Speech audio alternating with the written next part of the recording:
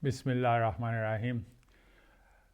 So, as you know, I usually talk about things relating to using the collection and the collation and the authentication of a hadith, the sayings and stories related to the Prophet's life, the Holy Prophet's life.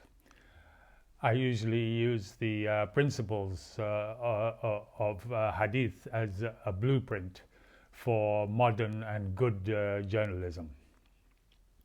So today I'd like to talk about the question of the Ravi. The Ravi is the source.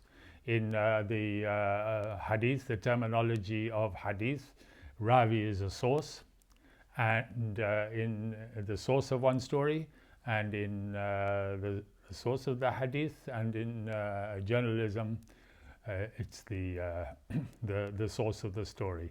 So in both cases, in the case of hadith and in the case of journalism, the source, the Ravi, is all important, and the Ravi should be absolutely reliable. The criteria for the reliability of the source is pretty much the same in hadith and in journalism. What is different is the concealment of the source. In hadith, the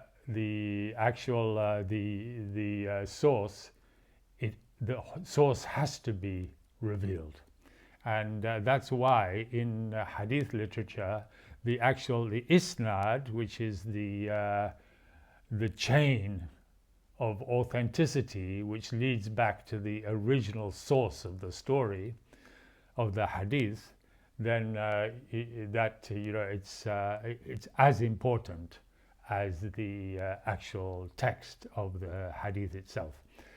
In journalism, one protects one's source. So as an example of this, I'd like to cite the case which people will know, people particularly or in the United Kingdom, or people who follow United Kingdom news will know about the case of the chief executive of the NatWest group of banks. I'll just give a short summary of the story. The former leader of the some party, former, Nigel Farage. I can't remember the name of his political party. It's not even relevant here, but he used to be the leader of a political party, quite a marginal one, and which has quite that party has quite controversial, right-wing and nationalistic type of views. So his account was closed down with one of the banks, which is a subsidiary of the NatWest group of banks. And so he maintained that the closure of his bank was because of his political views. And the bank said no, that it's the closure of his bank account was for financial reasons. So the BBC also reported a story that reported that a source, a very senior source in the NatWest group of banks, had told the BBC that yes, that the closure was absolutely for financial reasons and not for any. There was no political reason involved in the closure of Mr Farage's bank account. So BBC ran this story. Then, in the meantime, Nigel Farage was looking into the evidence for his to support his position that in fact the closure of his bank account had been because of his political views, and then he uncovered such evidence. And then after he uncovered the evidence, then there was an admission from the NatWest group of banks that yes, it's true, it was incontrovertible evidence. So they admitted that yes, there was some political reasons for the closure of his bank account. They couldn't deny it, so they also apologized. The bank also apologized, and the BBC then had to apologize that we'd had a a source which we trusted and was quite a very senior source. So everybody knew, really, that this source was probably the chief executive of the NatWest group of companies.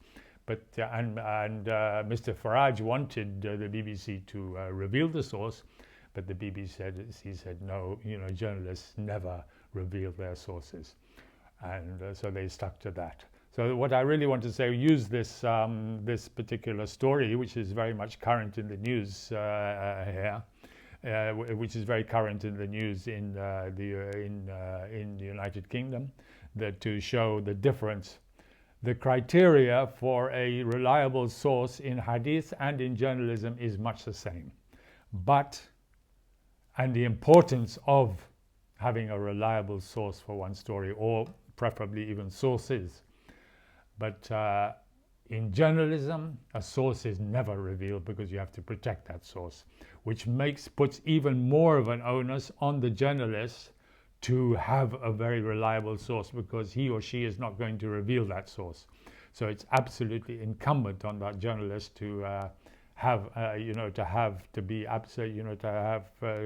integrity his or her integrity has to be intact, and he has to have a very reliable source for his story.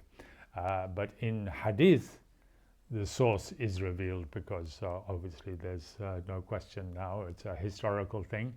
And there's no question of the source, not revealing the source, because there's no question of protection of that particular. But it's a subject that hopefully we'll have an opportunity to go through in the future. Why is there this difference between hadith and journalism as far as protection of the source is concerned? So I hope we'll have a chance to look at that question also sometime in the near future. أقول قول هذا وأستغفر الله لي ولكم ولسائر المسلمين.